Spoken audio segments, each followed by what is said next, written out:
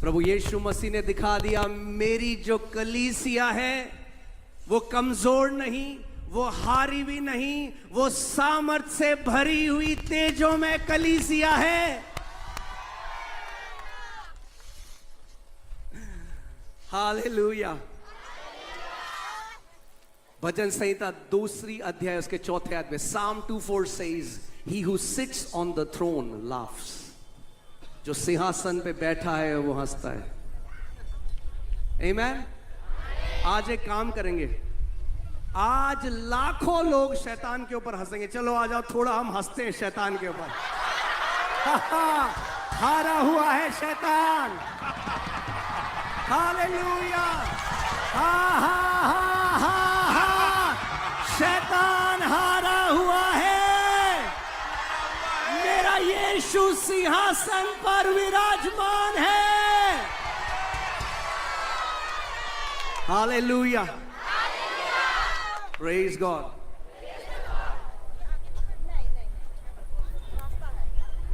आमेन, amen, amen. मैं आपको इससे पहले, आज मैं कीनिया में गया और वहां पे काका मेगा नामक एक जगह है। टीम के आपके पास वो रेडी है? और काका मेगा में, आप इसको गूगल में पढ़ सकते हैं, उसमें एक चट्टान है। ये देखिए, ये चट्टान, इसको बोला जाता है क्राइंग रॉक ऑफ काका मेगा, यानी काका मेगा की रोती हुई चट्टान। और आप देख रहे हैं, ये ऐसा लगता है जैसे उसका सर है और नीचे वो जो चट्टान है, और पानी इससे बहता रहता था धूप में भी। आप इसके बारे में, मैं आपको कोई कथा नहीं सुना रहा हूं, मैं आपको सच्ची बात बता रहा हूं। ये कीनिया में बहुत फेमस है। और जब मैं अफ्रीका गया, हम लोग यहां पे गए, आप गूगल में भी चेक कर सकते हैं, इसको बोला जाता है क्राइंग रॉक ऑफ काका मेगा। और इस चट्टान से रोने की आवाज आती थी, और वहां जो लोग होते थे अचानक उनकी मृत्यु हो जाती थी। और जब हम वहां पे गए इस जगह में, तो हमने अधिकार लिया। मैं 2014 में कीनिया, जब परमेश्वर मुझे ले गया अपनी सेवा के लिए, और वहां पे हम लोग गए और हमने अधिकार लिया उस दुष्ट आत्मा प्रधानता के ऊपर जो लोगों को मार रही थी। और 2020 में न्यूज में आया कीनिया में, अगर आप वो लगा सकते हैं, कि काका मेगा की रोती हुई चट्टान ने रोना बंद कर दिया है।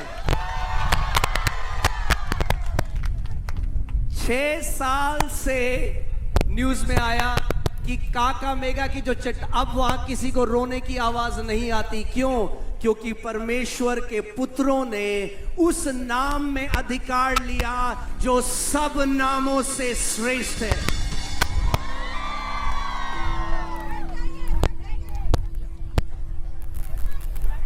परमेश्वर के वचन में लिखा है कि परमेश्वर ने उसको अति महान किया और उसको वो नाम दिया जो हर एक नामों में श्रेष्ठ है, कि उस यीशु के नाम के आगे हर एक घुटना झुके और हर एक जीभ अंगीकार करे कि यीशु ही प्रभु है।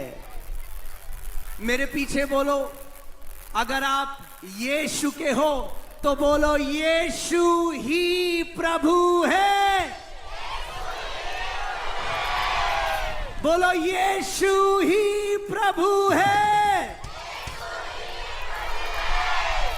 हर एक जुबान ये अंगीकार करेगी और हर एक घुटना उस नाम के आगे झुकेगा। Hallelujah, hallelujah. बोलो यीशु मसीह की। आप जानते हैं, मैं जब अफ्रीका में था, मुझे उस समय ये पता नहीं था आत्मिक मल्लयुद्ध क्या होता है। मैं बहुत जवान था उस समय, 2014 में, अभी भी जवान हूं, उस समय और था। तो हम लोग अलग अलग जगह मीटिंग कर रहे थे, और जिस गेस्ट हाउस में हम रुके थे उसके ऊपर एक काला बादल आ गया और तूफानी हवा चलने लगी। और मुझे उस समय नहीं पता था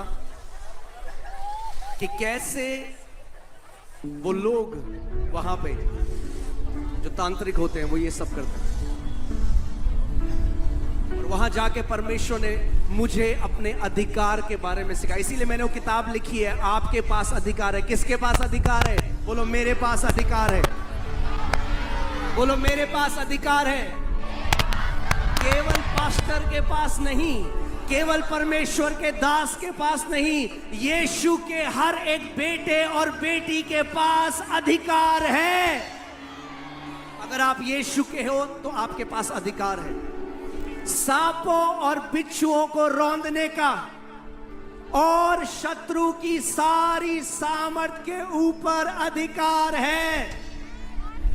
हालेलुया। आप जानते हैं अगर ये चीज नहीं होती जो आज हुई थी तो ये आम मीटिंग होके खत्म हो जाती, मगर आज प्रभु की एक तेजो में कलीसिया रांची झारखंड में खड़ी हो रही है। उसके बेटे और बेटियां जो ये जान गए हैं कि यीशु नाम में हमें अधिकार दिया गया है सांपों और बिच्छुओं को रौंदने का और शत्रु की सारी सामर्थ के ऊपर अधिकार दिया गया है। हालेलुया।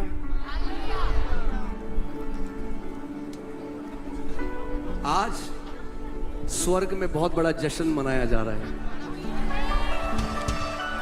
आमीन। ये ट्रेनिंग है हमारी। पूरा भारत देश देखेगा कि मसीह अधिकार से भरे हुए हैं। आमीन। आइए एक बात, जहां कहीं आप खड़े हो जाएं जल्दी से, हम यीशु को आदर देंगे। अपने हाथों को उठाएंगे स्वर्ग की तरफ और कोई गीत नहीं मगर वो आराधना जो आपके अंतस्करण से आती है। मैंने आपको पहले भी बताया था, मैं यहाँ पे क्रिश्चियनिटी को रिप्रेजेंट करने नहीं आया हूँ। मैं यहाँ किसी धर्म को, किसी प्रजाति को प्रतिनिधित्व करने नहीं आया हूँ। यीशु ईसाइयों का परमेश्वर नहीं, उसने अपना लहू हर एक जाति, हर एक व्यक्ति के लिए बहाया और उसने कहा जो कोई मेरे नाम पे विश्वास करेगा वो नाश नहीं होगा परंतु अनंत जीवन पाएगा। अगर आज तक आपने उस यीशु के नाम को नहीं पुकारा तो आज अपनी आंखें बंद करो और आत्मा और सच्चाई से उसके नाम को पुकारो। अगर आप नहीं जानते तो बोलो यीशु, अगर तू सच में वो परमेश्वर है जिसने स्वर्ग और पृथ्वी को रचा तो मेरे जीवन में अपने आप को प्रकट कर। प्रभु मुझे कोई धर्म नहीं चाहिए, मुझे कोई रीति रिवाज नहीं चाहिए, मुझे सच में जो मेरा सृष्टि करता है, जो मेरा बनाने वाला है, मैं उसके साथ साक्षात्कार चाहता हूं। अपने मुंह को खोलो और आत्मा और सच्चाई से उसके नाम को पुकारो।